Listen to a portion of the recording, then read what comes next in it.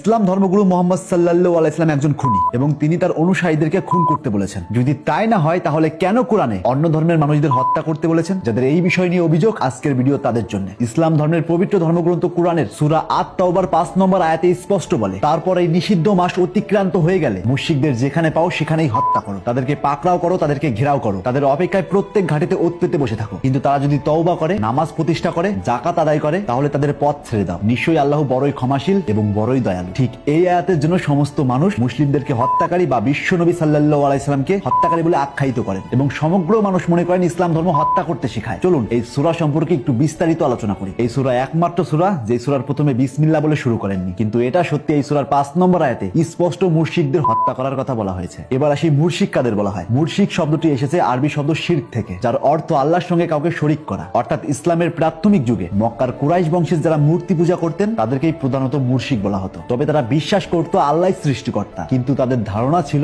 বিভিন্ন দেবদেবী বা মূর্তির মাধ্যমে আল্লাহর কাছে পৌঁছাতে হবে। তাই তারা কাবার ভিতরে এবং আশেপাশে মোট 360টি মূর্তি স্থাপন করেন। এবার আসি, সত্যি কি কোরআন সমস্ত অমুসলিমকে হত্যা করতে বলেছেন, নাকি এর মধ্যে লুকিয়ে আছে অন্য ঘটনা? সূরা আত-তাওবা নাজিল হয় হিজরির 9ম বছরে। তখন আরব উপদ্বীপে মুসলিমদের সঙ্গে কিছু নির্দিষ্ট মুশরিক গোত্রের সঙ্গে চুক্তি হয়, টানা 10 বছর কোনো যুদ্ধ করা যাবে না, দুই পক্ষের বিরুদ্ধেই পরস্পর সাহায্য করবে না। যে কোনো গোত্র চাইলে মুসলিম পক্ষে বা কুরাইশদের পক্ষে চুক্তিবদ্ধ হতে পারবে, কেউ গোপনে আক্রমণ বা বিশ্বাসঘাতকতা করতে পারবে না। এটা ছিল শান্তি এবং সহাবস্থানের চুক্তি। অর্থাৎ এই চুক্তির মেইন উদ্দেশ্য ছিল শান্তি, কিন্তু এই চুক্তি হওয়ার পরেও সেই মুশরিকরা বারবার সেই চুক্তি ভঙ্গ করছিল। তারা গোপনে ষড়যন্ত্র করে, বিশ্বাসঘাতকতা করে এবং অকারণেই বারবার যুদ্ধ করেছিলেন। অর্থাৎ এক কথায় তারা বারবার সমস্ত চুক্তি ভঙ্গ করছিলেন। এটা শুধু একবার নয়, তারা বারবার করতে থাকে। তখন নাজিল হয় এই সূরা আত-তাওবা। তখন বলা হয় ওই চুক্তি ভঙ্গকারী মুশরিকদের যেখানে পাবে সেখানে হত্যা করো, তাদের প্রত্যেকটা ঘাটিতে ওত পেতে বসে থাকো, কিন্তু যেই সব মুশরিকরা ক্ষমা চাবে তাদেরকে যেতে দাও। অর্থাৎ এই সূরা নাজিল হয় শুধুমাত্র এক নির্দিষ্ট চুক্তি ভঙ্গ করা মুশরিকদের জন্য, সারা পৃথিবীর মানুষদের জন্য নয়। চলুন আরেকটু সহজ করে বলি। ধরুন ভারত আর পাকিস্তানের মধ্যে শান্তি চুক্তি হলো। চুক্তিতে লেখা হলো পরস্পর কেউ কাউকে আক্রমণ করবে না, কখনো বিশ্বাসঘাতকতা করবে না, কখনো চিট করবে না এবং নিরপরাধ মানুষদের হত্যা করবে না। কিন্তু এই চুক্তি হওয়া সত্ত্বেও পাকিস্তান বারবার ভারতবর্ষকে আক্রমণ করতে থাকে। ভারত সীমান্তের কাশ্মীরের উপর হামলা চালায় এবং অকারণে মানুষদের হত্যা করতে লাগলো। তাদেরকে বারবার সতর্ক করা সত্ত্বেও তারা এই অপকর্ম করতেই থাকলো। তারা প্রতিনিয়ত চুক্তি ভঙ্গ করছিল। এবার সত্যি করে বলুন তো, ভারতবর্ষ কি চুপ করে থাকবে? একদমই না। যেহেতু তারা বারবার সতর্ক করা সত্ত্বেও তারা চুক্তি ভঙ্গ করছে, তাই তাদের এই হামলা থামানোর জন্য তাদের সঙ্গে যুদ্ধ ঘোষণা করতে হবে। ঠিক তেমনি মুশরিকরা যখন বারবার চুক্তি ভঙ্গ করছিল, তাই তাদেরকে শুধরানোর জন্য 4 মাস সময় দিয়েছিল। যদি তারা এই 4 মাসের মধ্যে না শুধরায়, তবে চুক্তি ভঙ্গকারী, অশান্তি সৃষ্টিকারী মুশরিকদেরকে যেখানে পাবে সেখানেই হত্যা করা হবে। চলুন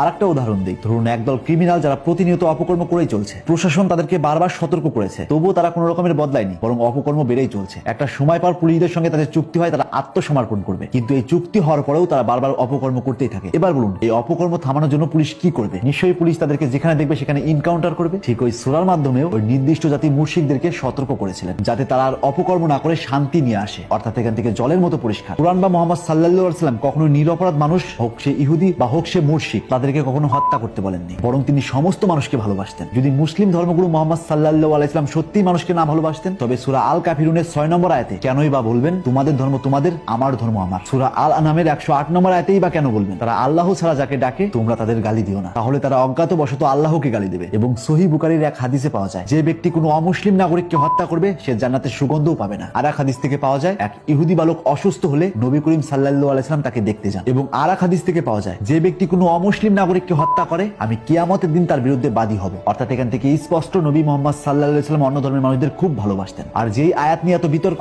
সেই আয়াত সমগ্র অমুসলিমদের জন্য নয়, বরং কোনো এক সময়ের কোনো এক নির্দিষ্ট সীমা লঙ্ঘনকারী মুশরিকদের জন্য। আর যারা এই আয়াত নিয়ে বিতর্ক সৃষ্টি করেন, এট ফার্স্ট এই একটা আয়াত না পড়ে এই সূরা আত-তাওবার সমস্ত আয়াতগুলো পড়ুন এবং তার সমস্ত প্রেক্ষাপট সহ সমস্ত মানে জানার চেষ্টা করুন। সবকিছুর পরিপ্রেক্ষিতে একটা কথাই বলতে চাই, সে হোক হিন্দু ধর্ম, হোক মুসলিম ধর্ম, কিংবা হোক খ্রিস্টান বা বৌদ্ধ ধর্ম, সেই ধর্মকে প্রপারলি না জেনে সেই ধর্মকে কটূক্তি করা অন্যায়। আপনি তখনই মন্তব্য করুন যখন আপনি সমস্ত ঘটনা অবগত। আর ভুলেও কোনো ধর্মগ্রন্থে অপব্যাখ্যা করবেন না। আর একটা কথা সবসময় মনে রাখবেন, আমাদের ধর্ম আমাদের কাছে শ্রেষ্ঠ, তাদের ধর্ম তাদের কাছে শ্রেষ্ঠ। তাই কোনো ধর্মকে অসম্মান করবেন না। তাই প্রত্যেক ধর্মের উপর রেসপেক্ট রেখে কথা বলুন, কারণ আমি বিশ্বাস করি প্রত্যেক ধর্ম শান্তির ধর্ম, প্রত্যেক ধর্ম শান্তি শিখায়। কিন্তু এই সমাজে এক শ্রেণীর মানুষ আছে যারা ধর্মগ্রন্থগুলোকে বিকৃতি করে প্রতিনিয়ত অশান্তি বাঁধাচ্ছে। নিশ্চয়ই নিজের ধর্মটাকে শ্রেষ্ঠ প্রমাণ করুন, কিন্তু তা অন্য ধর্মকে ছোট করে নয়। আমার ভিডিওর উদ্দেশ্য কোনো ধর্মকে ছোট করা বা অসম্মান করা নয়, বরং আমার ভিডিওর উদ্দেশ্য সত্যটাকে জানানো। আর সত্য হলো নিম পাতার মতো, খেতে তেতো হলেও উপকার আছে। আর ভিডিওতে কোনো রকমের ভুল ত্রুটি থাকলে তা অবশ্যই ক্ষমার দৃষ্টিতে দেখবেন। আর কোনো তথ্যের ঘাটতি থাকলে কমেন্ট বক্সে থাকা ইমেল নাম্বারে অবশ্যই তথ্য দিয়ে সাহায্য করবেন। তাই আজ থেকে চোখ খুলুন আর এরকম ইন্টারেস্টিং ভিডিও প্রতিনিয়ত পাওয়ার জন্য তাপস এক্সপ্লোরার পেজটিতে ফলো দিয়ে রাখুন।